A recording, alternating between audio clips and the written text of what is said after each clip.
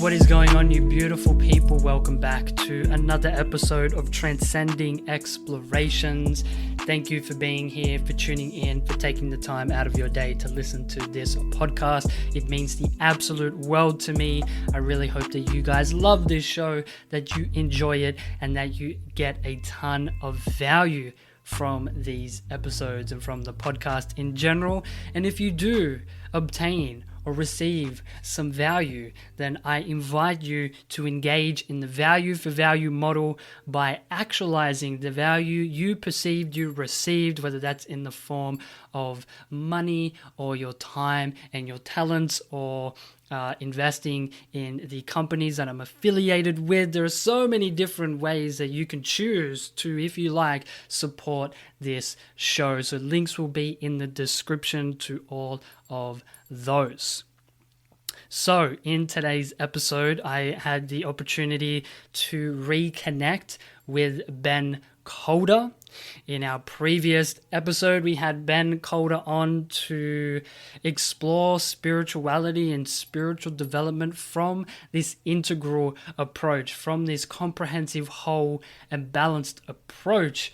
And like I mentioned in the previous episode introduction, for you guys to check out, if you're interested, Ken Wilber's work, and specifically the book that he co-authored, The Integral Life Practice. I'll put a link in the description. It's a phenomenal book. It's really like the basis, the kind of, the bedrock slab of how I like to live my life is with this integral model. And you can really apply it to anything and everything. It's really flexible, malleable, and applicable, which is so incredible. So we applied this integral model and framework and way of looking at things to health.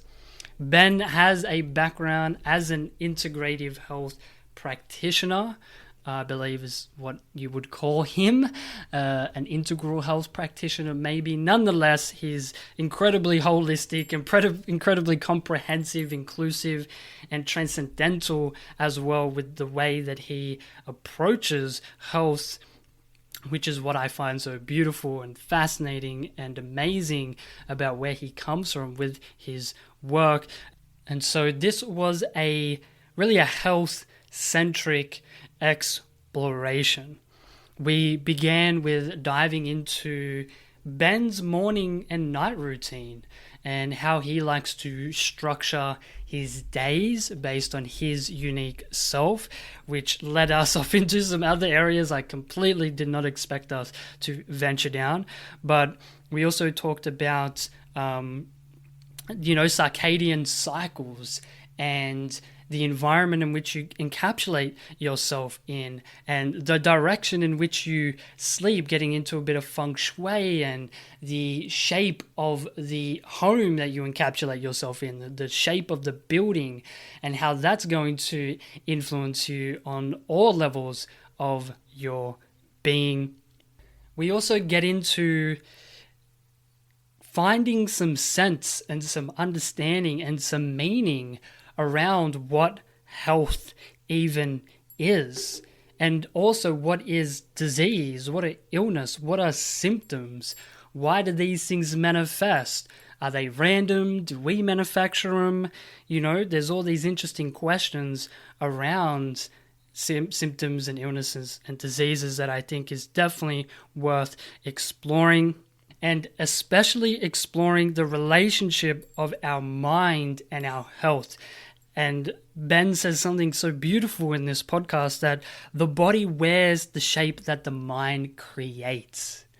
Really think about that one. I really, really love the way he has phrased that. The body wears the shape the mind creates. So we get into a fascinating dialogue about perception and physiology and vice versa, how the external world is also informing our mind, and how this interconnected relationship works. Really some fascinating stuff that we touch on within that So, yeah, obviously, we get into a lot more within this, but that is a general overview of today's episode. Really approaching health and wellness from this beautiful, integral perspective. And so, with that said, I hope you guys enjoy this. I hope you love it. If you do, please take 2 minutes out of your day to leave a rating, a review, to hit that subscribe button, and to share this around with a friend, a family member, or chuck it up on social media. I love you guys immensely. Thank you for the support. Thank you for being here, and enjoy this transcendent exploration with Ben Calder.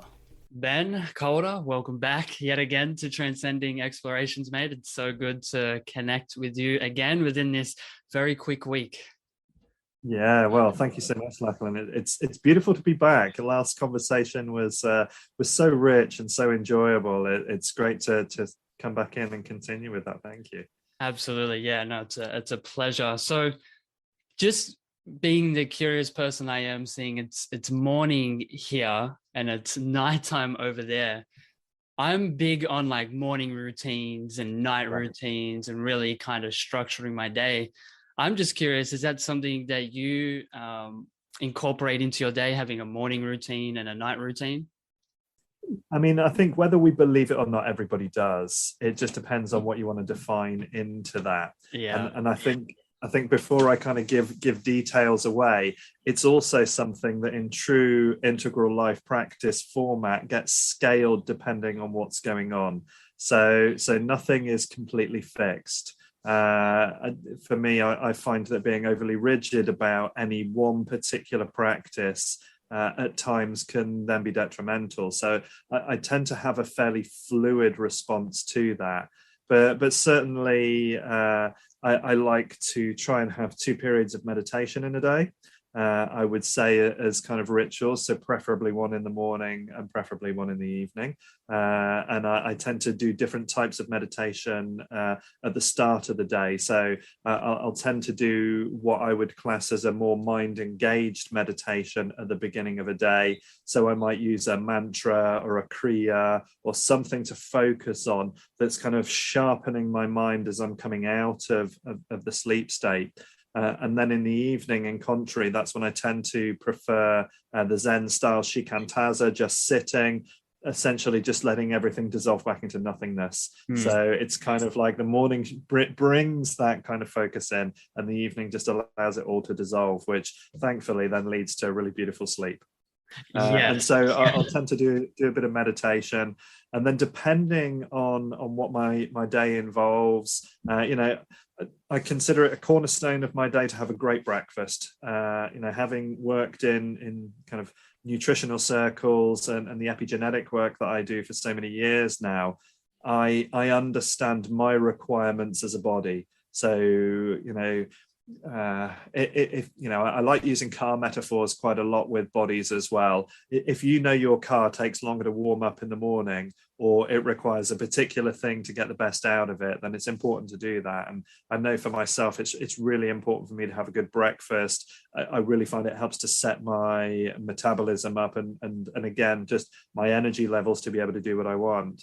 But depending on how strong my day is and what I need to do, I also like to do Life Force Qigong. So it's my main movement practice, a system that's developed by my brother, Calder, who for many, many years studying out in Asia with many amazing teachers. And he's distilled this beautiful Qigong practice together in a number of levels, looking at a number of different things. And so I love to engage in Life Force Qigong practice. And again, depending on how my day goes, if I need to eat earlier because of work or other things, then I'll tend to find time a little bit later in the day to do the practice. And then I like to be honest, I like to try and get as much of my work done as early in the day as possible. I'm not always, just because of the way I am as an individual, I'm not always the very best in the mornings. So I find that once I've kind of got going, if I can get my heavy bulk of the work done, anything that I really need to use my mind for and focus in, if I can do that earlier in the day, that's better. And then later on in the day, I'll tend to look at other physical activities. So maybe going walking, or we've got beautiful hills around where I live here, or climbing, or doing some other kind of physical practice for myself. And then also that's where my other leisure activities will tend to kind of slide in. So I like to play the guitar and listen to music. So, I'll look for that. And then as much as possible, I try and make the evenings as calm as possible. So I'm quite strict for the most part. I don't tend to use technology after 7 p.m. at night. So mainly because I'm looking to really scale down the stimulation in my system as we go into the evening. And certainly here in the UK, as the light levels drop down as well, I don't really want to be engaging in anything that's going to stimulate blue light within my system. And even in our house here in the evenings, we'll tend to use things like salt lamps and low level lighting in our living room, in our main hangout space, rather than any kind of brighter light. So again, we're schooling those pineal glands to just recognize that we're going into darkness. It really supports hormonal balance in the body. And again, in the mornings, I look for the light as soon as I can. So typically we don't close our curtains here in the house, so that the morning light is being activated through our systems as well.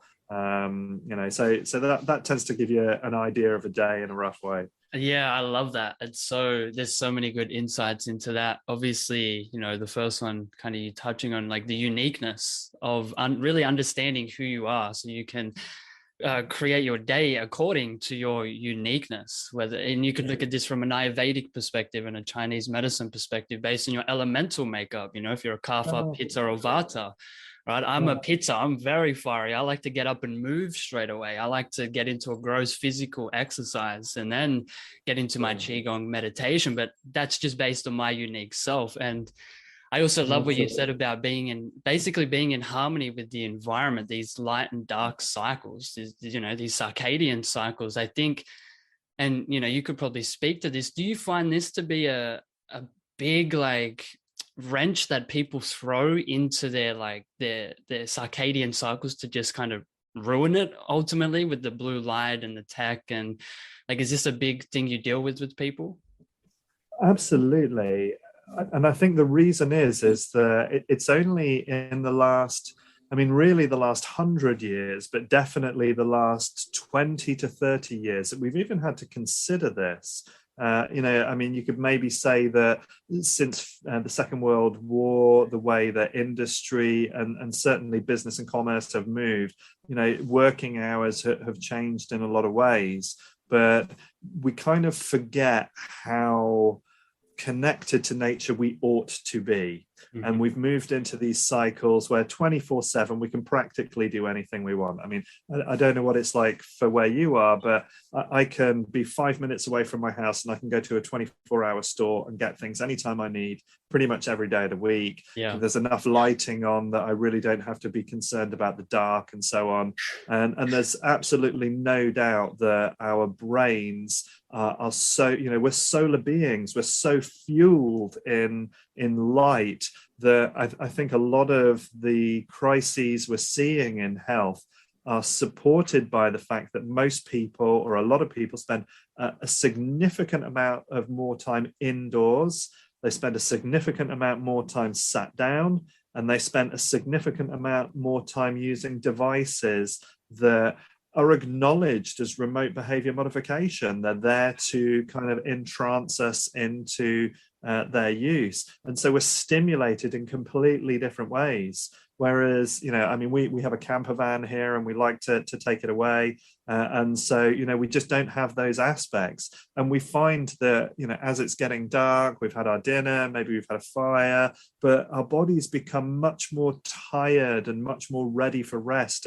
If we looked at our clock, it wouldn't be the same as if we were doing it at home. And the same with waking up. This is why I like waking up with the sunlight as much as our country allows, because it has that big impact on my health. And I've been a very, very good sleeper for decades now, because I've looked at what me as an organism really needs, which is nothing about humanness, and it is really about being a mammal, being an organism at that kind of level.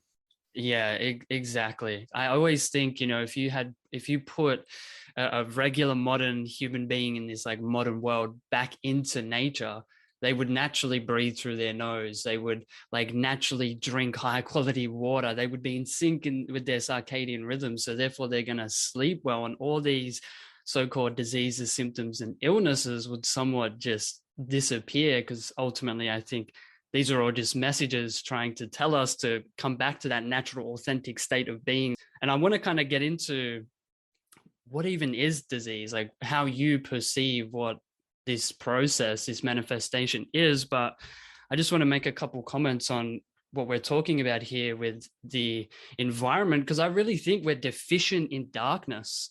Like if you look at the planet from the International Space Station, the planet's lit up like a fucking Christmas tree.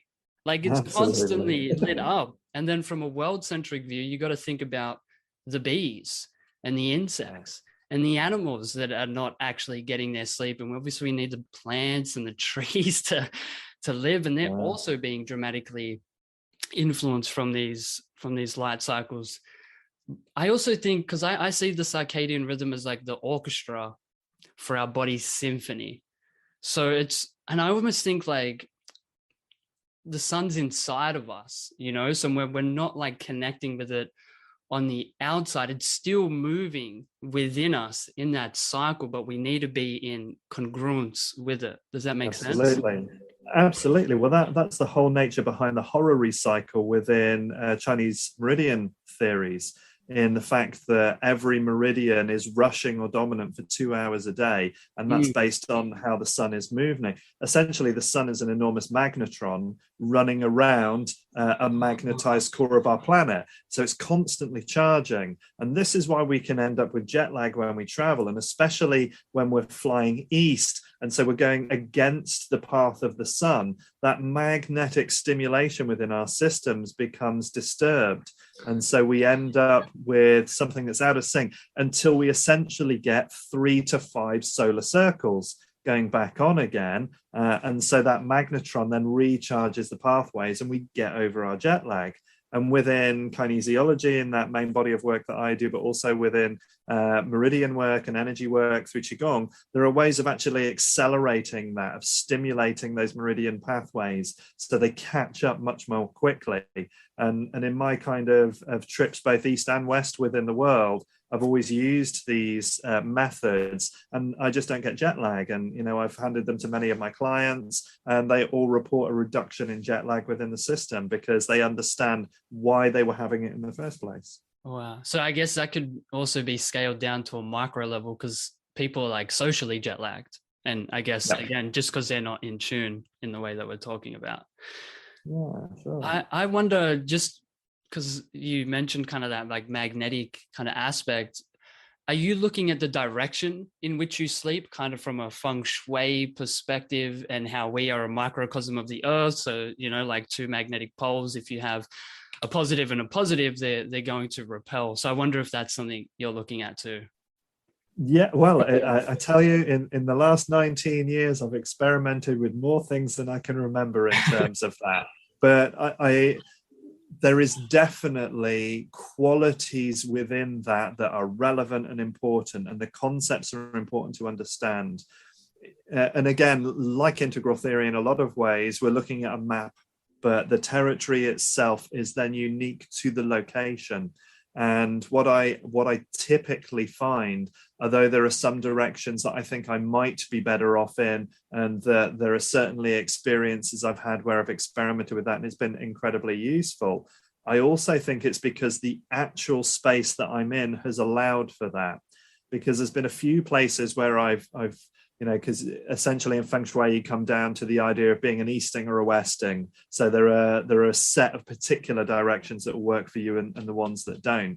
And there have been times when I've tried to force that into a space, and the space itself wasn't in the right shape for that. So actually the energetic of the box that I'm in, the room that I'm in, the building that I'm in, actually creates a dissonance rather than a coherence when you come into that space. So you also have to take into account the actual space that you're in when you're applying that, and what that allows for, and the energies of that within itself. Because it may be that there are other natural energy pathways that are running through that space, that if you then cut across them because you think that your head ought to be that way, you actually create more dissonance than you do coherence. So, you know, you always have to kind of adjust for what the situation is at the time.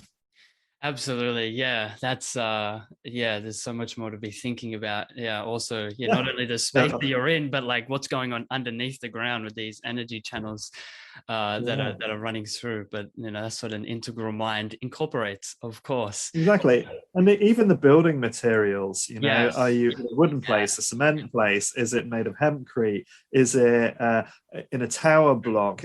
What's it surrounded by? I mean, my partner and I were lucky enough a couple of weeks back to take a trip down to Wiltshire, which is one of the counties further down in England. And it's the home of Stonehenge and Avebury and a lot of the old megalithic sites. And we ended up on staying in an Airbnb in a village that was on a ley line between Avebury and Stonehenge. And we didn't know it when we booked the place. But when we were staying in that place, you could feel like it was a really old village as well, thatched cottages, quintessential kind of British space. And you could really feel the energies running in the village. And they deliberately created movements in the roads to try and deal with some of that, standing stone in the middle of the village right next to the church as well. So there was a lot of potency in there. And so depending on the land, the buildings, the materials, all of these factors can influence the experience. And I think it's really important with all kind of integral life practice stuff that, again, attachment is the cause of suffering, if we go back to the beautiful Buddhist idea. And so if we say that we must do a thing in a certain way, otherwise we're not all right, then we've already lost our referent. We're not actually relating to the present moment of what we're experiencing. We're actually basing it on something that's the past and using it as a control strategy. So it's much better to stand in a place, tune in, and work out what I need, what it needs, what we need, looking at those kind of three basic spheres to be in the best harmony and the best kind of coherence and resonance.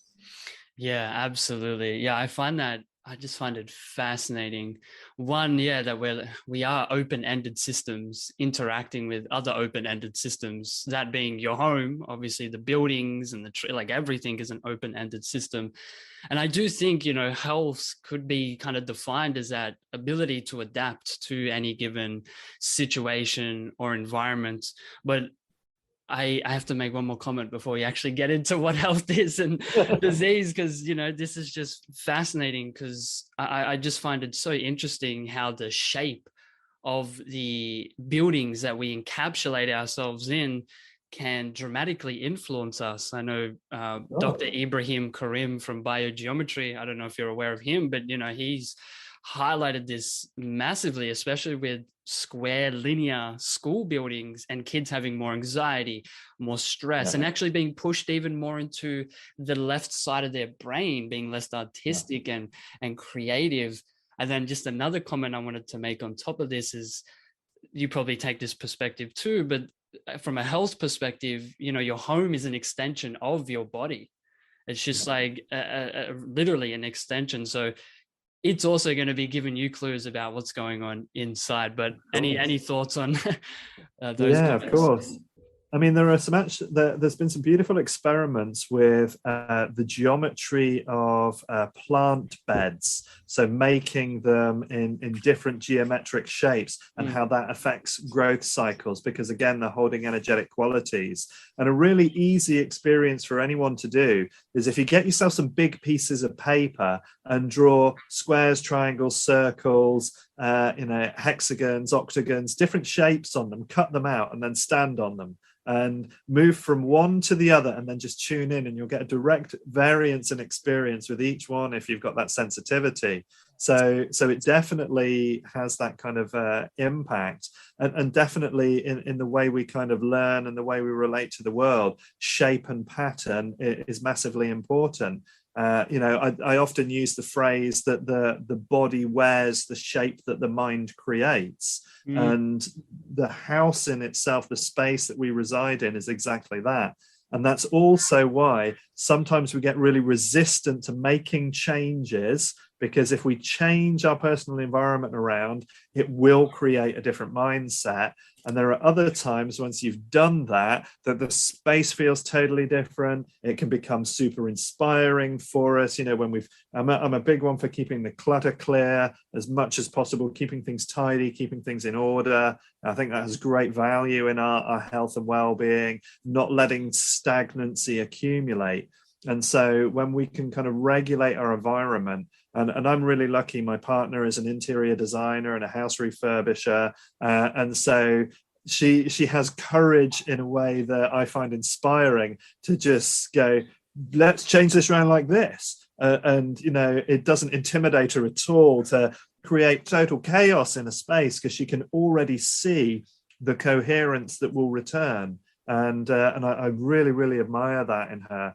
And so it's interesting to do that. Move your bed around, move your stuff around, get rid of the things you're hanging on to that you haven't touched in a year, 2 years, 3 years. Ask yourself what the anchor is, why you're really still attached to it, and find a way to let it go. Yeah, absolutely. I find myself doing that quite often, actually, like really just constantly moving things around. And, I find that's an indication or a manifestation of a pattern change going on inside of myself. So anytime I find myself like, oh, I need to move this around, or I need to remove things, I need to throw things out, like there's too much in here, I recognize that, I'm changing something inside of myself, or as well. I'm just going to close my curtains because it's a daytime disco going on in my camera. Yeah, I noticed the flash there. I wondered what the disco was. Now it's going to be too dark. How is that better? Yeah, that looks cool. Yeah, cool.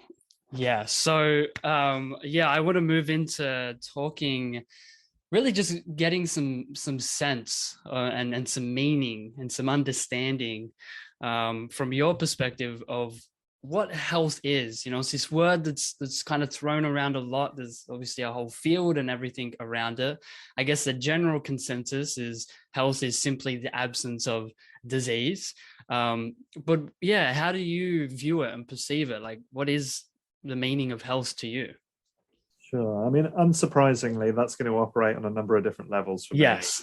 And I think perhaps one of the most fundamental and one of the most useful for me is looking at the coherence within my system or somebody's bioenergetic system, and looking at that again from body, mind, spirit, and self-culture and nature in a true kind of integral style. But is there dissonance taking place, and is that creating harm within a space? So because we have this concept that stress is a bad thing, but there's a difference between distress, which is destructive, and eustress, which is actually stimulating, encouraging, and positive. So we need a certain amount of stress to be able to motivate us and encourage us and help us along.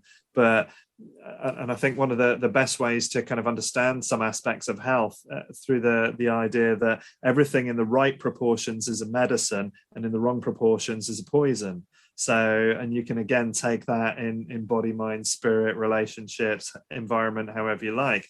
I prefer to live in the country and go to visit the city. That works better for me because I find that stimulating, interesting, useful. But I know if I lived in the city, it wouldn't be good for me and I would struggle to get out of the country. So it's finding that kind of balance. And I guess health is you being able to do the things that you really want to do, that are joyful, beneficial, constructive, and add value into the world, where you're not just surviving, you're not just managing to get through, but you're actually thriving. And when we look at the world, really, if we ignore the kind of the less positive side of human beings, but look at other biological systems, the majority of them are about cooperation. They're about working together, essentially, to be healthy and to survive and to thrive and to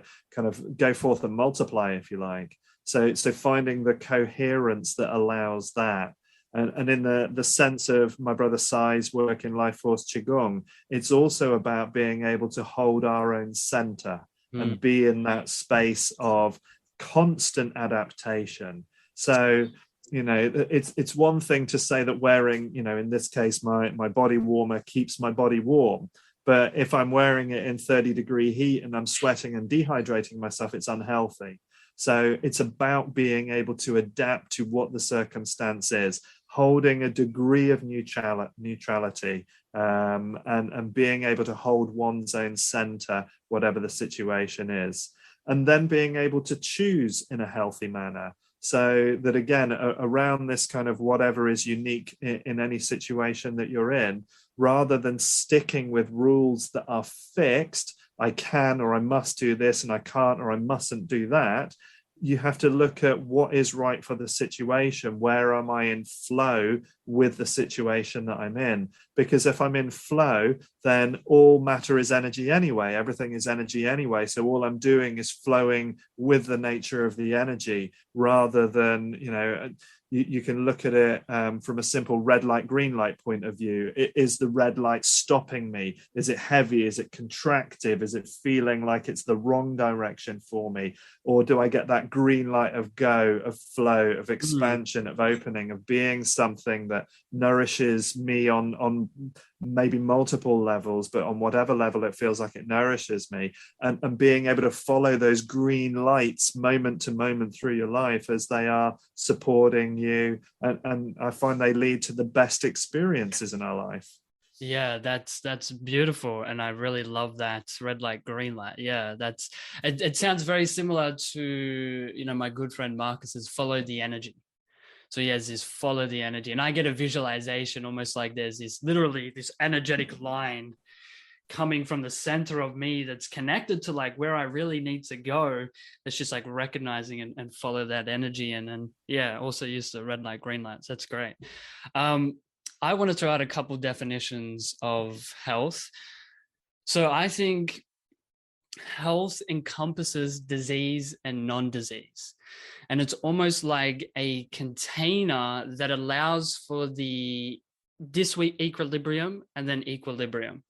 And I think health is that coming out of balance and then coming back into a greater pattern or a greater level of organization. So we know evolution thrives on tension and disequilibrium. So I think from that one definition, that health encompasses both non-disease and disease. Non-disease plus disease equals health, and disease plus non-disease equals health. Another way I think of framing that is to share that health is basically consciousness expansion in action. And I think, again, it's that disequilibrium, and as we're constantly finding a greater balance. And then one more this was like the first ever definition that I came up with for health, and I still think it's a pretty good analogy. I think of health as like the soil for a human being, and kind of the soil and the environment. So obviously that you need good, high quality soil and the right environment to get a tree and a plant that grows fruit and flourishes and flowers. But if you have poor quality soil, you minimize the ability for that plant, or you might actually get a weed, but that plant to grow to its maximum capacity. Yeah, for sure. I mean, and I think you've got some beautiful points in there. One of the things I would reflect back on that as well, especially around your kind of disease and non-disease all being part of health. How do we know what coherence is unless we feel dissonance? How do we know what to equalize unless something is unequal? So, to be able to find those spaces within ourselves, we have to know where the edge is. There has to be a sense of there's something that feels contrary that I now need to adjust towards, because otherwise we're just floating in a state of either non-awareness or bliss. Everything's perfect, so we don't have to adjust everything, or I have no awareness of anything, so anything could destroy me and I know nothing about it. And one of the things that from one of my early kinesiology tutors, we used to talk about the fact that living biological systems, they have a natural propensity to move towards entropy, to essentially break down into chaos unless fresh energy is added to bring order. And finding out what's going to send us down into chaos. If I stop breathing, I'll degenerate into chaos pretty quickly. If I don't take on fluids, I'll degenerate into chaos, and so on. But working out what the refinements of those are at different levels, even down to if I don't have enough of the right types of relationships, I will, degrade down into chaos again. So I think that's quite an important aspect of it as well. And then there was one more thing, but it's just jumped out of my head for a second. But we'll come back to that maybe. Let's see if it pops up. Yeah, I just wanted to make a comment on, that that space between disequilibrium and equilibrium. Maximum growth occurs on the edge of support and challenge, of order and chaos. So to some degree, like disease, however it manifests, it doesn't really care about you. It's just about the evolution of consciousness. Yeah, sure. So it's just going to happen regardless whether you care about it or not. Yeah, and the yes and no. Yeah, because we certainly, yes, except in all the places where it doesn't. There's a good case for how we construct our reality having quite a direct impact on whether or not disease shows up and how it shows up. And in fact, this brings me back to the point that I almost didn't remember, but comes back to the nature of the fertility of the soil. And again, it's interesting that to a degree we have judgment around that, because what are we talking about the soil being fertile for? And in very great case of point for our current corona experience in the world at the moment, on his deathbed, not a lot of people know that Louis Pasteur, the discoverer of pasteurization, recanted his belief. And he said, and he referred to another scientist who'd come up with the concept of terrain theory. And he said, it's not the bacterium that's the problem, it's the environment it lives in. And that's exactly the point. So if I am fertile for a particular condition to arise, then it can do. If I'm not, then it can't. So for instance, if I'm going to become a good fighter, for example, then the soil that's going to be fertile is to be in a situation where I can practice conflict, whatever that is. If I'm going to be fertile at peace, I need to be in a situation where I can engage with that. So the soil will become fertile for the thing that it's fertile for. And that as well is a case of awareness, because as if we come back to the idea that anything in the right proportion is a medicine or the wrong proportion is a poison, it just depends what you're trying to create. Yeah, absolutely. That's well said. So I did mention disease. What do you view disease as? It's obviously taught to us as, ultimately, at least to me, what I was originally taught about disease as was it's something that is external coming to attack you. But obviously my views have shifted massively now. But I would love to hear kind of your perspective, I guess, around two kind of things, the symptom, illnesses and disease, and then the healing process. Like what does even that mean as well? Yeah. Again, I think it depends on whose perspective you want to look at it from, Because, for example, if I get, let's say, a bacterial infection or I develop cancer, then, that's perfect for the bacteria or for the cancer.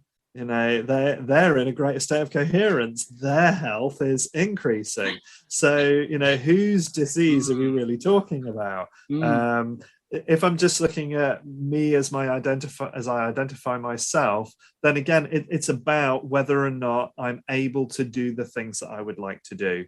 And when I can't, that is a state of dis-ease. There is a limitation, there's a restriction that's taking place. And we could look at it from a physical disease, a mental disease, an emotional disease, a spiritual disease. Where is it that limitation is created? And then what do I need to do to allow myself to come back to a space of ease and joy, and something that, again, it is following that green light, following the flow. So I guess disease in a lot of ways, the thing that identifies as being in disease is out of flow. Yeah, I that's such a good way to think about it, because it's not compartmentalized. Like, it's not just like these separate things that are all influencing me. It's just I'm not in congruence with the song. Like, I'm currently playing the song a little bit out of tune, or something is distracting me or interacting with me in the environment, causing me to lose my groove. Exactly. We are in response. From Marshall Rosenberg's nonviolent communication, from the point of view, there's always the space between the stimulus, whatever that is externally, and our response. So in some way, disease is our response to a stimuli. And that's why, and my joke for 20 years now at this time of year, I say to clients, why does only half the office get the Christmas cold? Why do we only end up with some people being in that state of disease? Because their environments are fertile for it. They're harbingers of that space. Whereas those who stay well, the way they engage with life is a different coherence. Yeah, I really love that. Because obviously there's so many different perspectives that we can take on any one topics that we're talking about. But I now take at least one perspective, that disease almost seems like the facilitator to help us go from one pattern to a next higher level of pattern. So it's kind of the thing that kicks us off balance to go into disequilibrium, to play around in the chaos realm and learn our stuff. And then once we learn the lesson, we come back and, all of a sudden we've acquired skills and higher awareness. And, we're at this new higher pattern of organization. And I just think with that perspective, you're embracing it now. It's almost like it's a gift. It's like, thank you, dis-ease, for coming into my life, for assisting me to evolve and to grow. I mean, I think you're right in that, but I think there's other aspects to that story as well. And if you look again into some of the 5-element theory and some of the Chinese energy theories, the universe gives us a spark of life. That's why we can't just put all the components of a body in a jar and we have life. We need something to animate us. Our yuan qi, our original energy that comes into our body. And that's stored in this central channel in the body in Chong Mai. And it's our potential. It's the universe offering us an option, a possibility of what we can explore through this vessel in this life. But the universe is also dispassionate about that, because, on a time scale, we're nothing to it. So if you don't do it, it'll just take it back and it'll pass it on somewhere else. Mm-hmm. So as much as I think that disease has the option to be that motivator for us, it's also totally dispassionate about that, in the fact that it's either going to take us down into chaos and into entropy, and we're going to dissolve back into the cosmic soup, and that's perfectly fine. It doesn't actually matter. Or we can use it as a signal, as a reference, as a catalyst for change. But whether we do or we don't need to judge that. It's not important. It's just there as a choice. Yeah, thank you for balancing me and providing the opposing side to that story. No, because that's so much more humbling, when you really balance it and see it from both sides. Yeah, I mean, there's the aspect that it's either gifting us it for a beneficial reason, or it's discompassionately gifting us it still, because again, there's no judgment. But then I think there's also the component that we as individuals manufacture our own potential diseases through our choices and decisions and the way as open-ended systems that we interact with the environment. Absolutely, because otherwise we become too egocentric about it. We become the center of the universe, and as much as we are our own center within the universe, the idea of Foucault's pendulum, we are also not. We're not the only thing. There is a multitude, and in fact an infinite expression of possibilities, and we are only one possibility. So whether we do or we don't is immaterial, rather, but the option is there. And if we do, and if we're in coherence and we're in flow and we're following those green lights, then we have the possibility of experiencing something incredible within our lives. Yeah. Do you work with, do you have a common theme with the people that you work with? Is there a reoccurring theme that shows up, a pattern, or is it very unique and individual? I mean, at the kind of the biggest level, they all know that something ain't right, and they want to change it. So that's the theme, and they are on their journey, and whether they have acknowledged it as a journey or not, they are experiencing themselves in this journey, and they know that there is something that doesn't feel right. Whether or not they only identify with that at a physical level, I have pain, my digestion doesn't work, my hormones are out of balance, whether or not they're coming at it from a mental, emotional level, whether they're coming at it from a spiritual level, or a combination of those, they just know that something isn't right, and they're in a quest to seek that harmonization and that balance within themselves, which for some of them has come because they've been down a mainstream medical route and it hasn't resolved for them. For others, they're working at a much more kind of spiritual level, or a much more personal development, personal journey level, and they just want someone to journey with them. They want some support and some orientation within the journey that shines a spotlight on something that they know they need to look at, but they don't know where to shine the spotlight. Yeah, that's really cool. Do you work with, do you work with, or have you ever worked with anyone where you found kind of the root manifestation of whatever their symptom, illness, or disease was kind of within the shadow? I find this so fascinating, how our shadow material, when accumulated enough, will begin to manifest as diseases or symptoms or illness. Oh, absolutely. There's absolutely no doubt about it. And an aspect of that could also be put into, shadow, in a sense, is a very specific set of aspects within ourselves. And I would say that for a lot of people, it's also just in unconsciousness. So it's just something that, for whatever reason, they haven't been able to observe. And shadow is certainly part of that. Sometimes it's trauma that people have compartmentalized and put away, and haven't had the right environment to be able to process those shocks at earlier periods so that they can fully integrate them. And in essence, a lot of it is about things that are then unintegrated with us. So, but definitely shadow is a key component of that.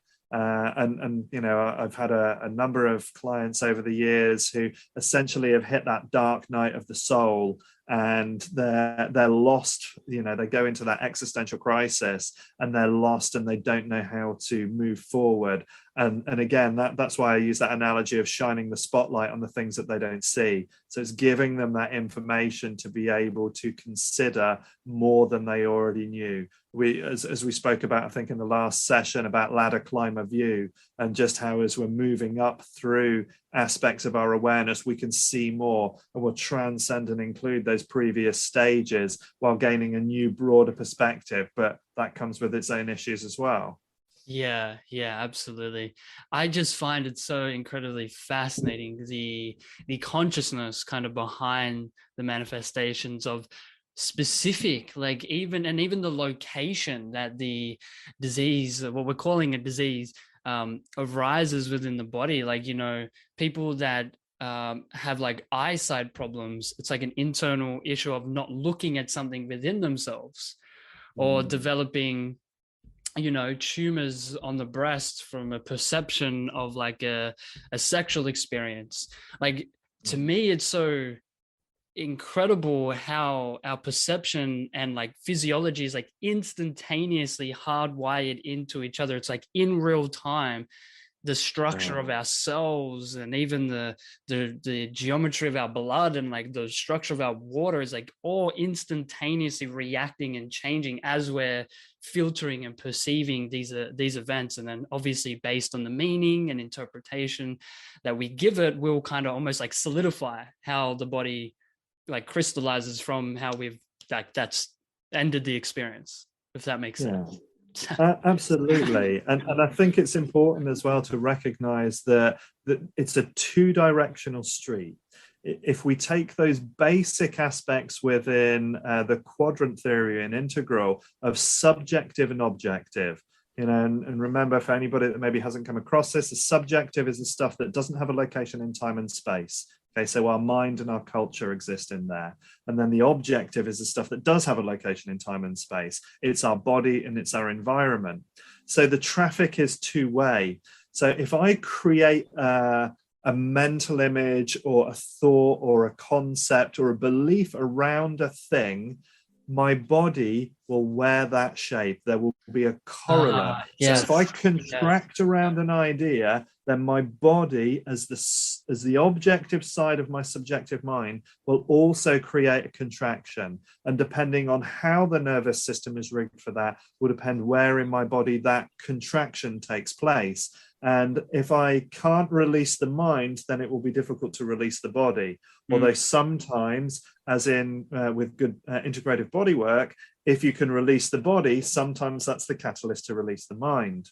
But then you also have the aspect that, let's say I bump into something, or I stub my toe, or I get hit, or I cut myself. I will, the physical had the issue, and then my mind will create a belief, an idea, a thought around that physical impact. So it comes from both directions, and it just depends on each circumstance, which way that has occurred first. Yeah, absolutely. That just makes so much sense. I connected a lot of dots. Actually, I think, and the way that I interpret it was, I'm sure you're aware of David Bohm, the quantum physicist. Yeah, so it's almost like the subjective kind of mind and part of us is like the implicate order, and then the body and the objective part is the explicate order. So there's an underlying pattern, and then you have that manifestation of that being our body. And I guess the other image that comes up is maybe from only half of the picture would be like cymatics, very similar in like, the frequency creating that manifestation. So our thoughts, constructs, ideas, creating that framework, and then that manifesting in our body.